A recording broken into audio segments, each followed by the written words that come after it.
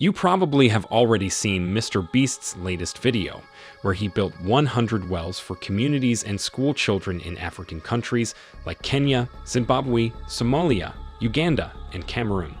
And my God, I have never seen someone receive this much backlash for helping people, not even crude politicians.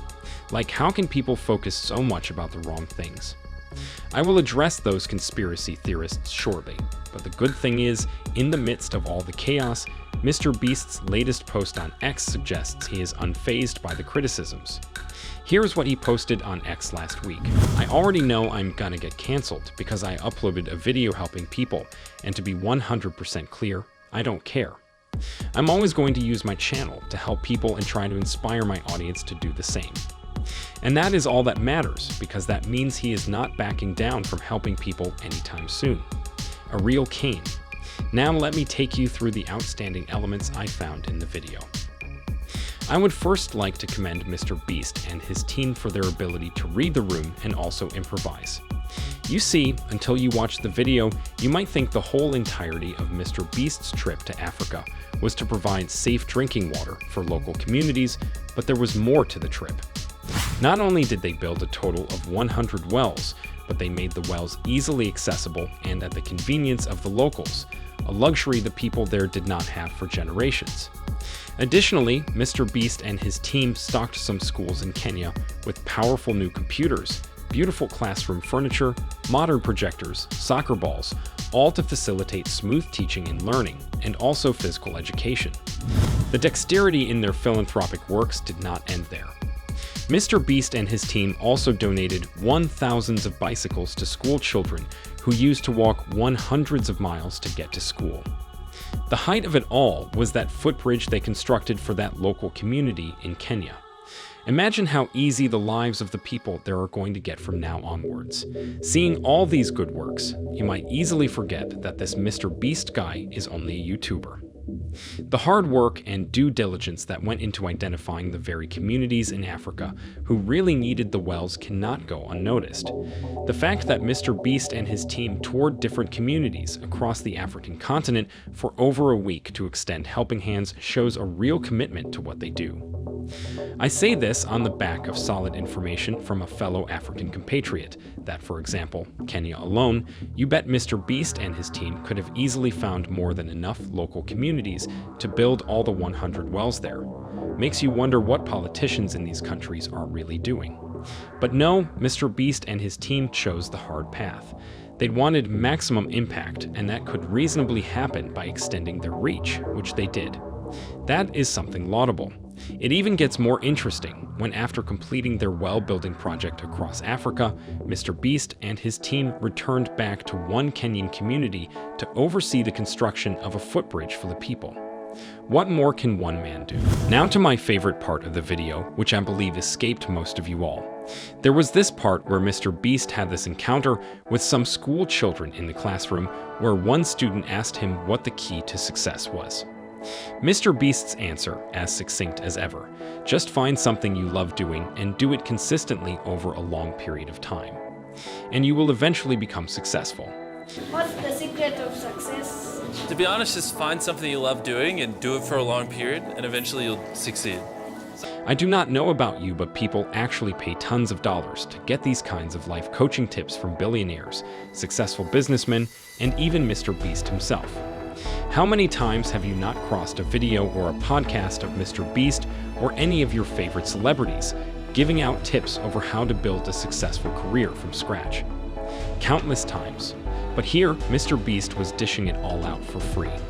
Additionally, that part of the video indirectly does a lot of good for many people across Africa, because there seems to be this wide misconception in Africa that going to school and later bagging a white-collar job was all there is.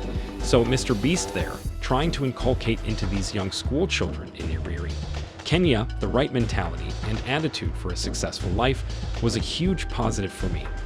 More generally, if you are an upcoming YouTuber, that piece of advice is all the motivation you need. Consistency is indeed the key.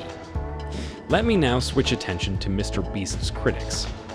There is this suggestion of white savior syndrome and exploitation of young children by some.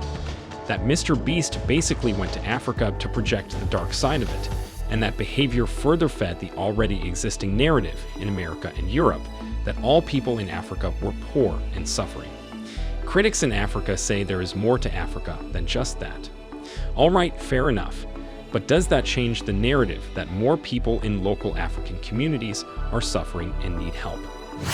No. And without problems, what is the value of solutions? The real-life heroes are those who identify real-world problems and essentially solve them. Why fund some boring games for adults in America when you can, in fact, impact young lives elsewhere in Africa instead? This should not be too hard for people to understand. Some even say Mr. Beast could have done all these philanthropic works without filming the deplorable state of the lives of the people there. Can you even imagine that? How could Mr. Beast have come out to say he built 100 wells without evidence that indeed those he built for actually needed them? And about the talks of white savior syndrome, I think most critics are just living inside their heads when in fact, real life is actually supposed to be lived outside of it. People are losing focus on the reality that people and communities in Africa and the world in general really need help. Like, they expect Mr. Beast to stick to being just a YouTuber, that is, provide entertainment on his channel, when in fact, he was merely performing his social responsibility. I mean, the video highlighted school children crossing long miles to fetch unclean water or go to school, people doing laundry in unclean water, students learning in deplorable classroom conditions, and even 2 communities sharing a deadly footbridge known to have already resulted in loss of lives. All these different scenarios, Mr. Beast and his team managed to provide solutions to them, and yet people overlooked all these good works and rather focused on some other conspiracy theories that did not even make sense. Tells you more about people's priorities today. There are also talks of exploitation of young children and vulnerable communities by critics, that filming these communities and their deplorable conditions for clicks and views was definitely not it. But I struggle to understand these critics for varying reasons. Firstly, Mr. Beast has it on record, like all his philanthropic works in the past, that he was not going to earn a penny from the streams of the video. He was going to put the money back into helping more people.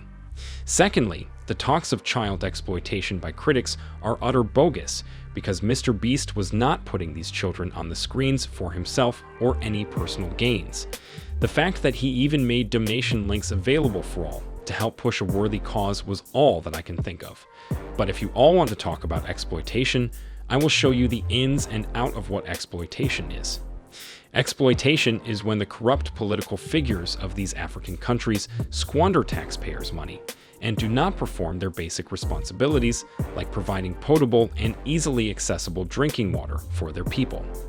Exploitation is when these political figures borrow funds from international organizations on behalf of their people only to build an empire of properties for themselves and their families alone. That is what exploitation actually looks like, not any of Mr. Beast's works here.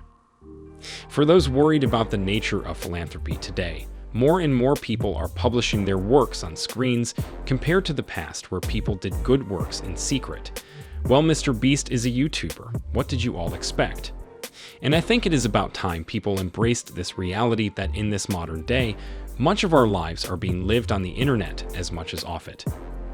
At the end of the day, it is reassuring to think that everyone's opinions about Mr. Beast building wells in Africa only matter as little compared to those children and communities that actually received the help. And from the video, we could all see how grateful the people were to Mr. Beast and his team. There were even those who prepared warm welcome ceremonies in the forms of cultural display prior to meeting Mr. Beast and his crew, and that right there is the beauty of life. The little gestures can go a long way. Do not let somebody discourage you from doing good today.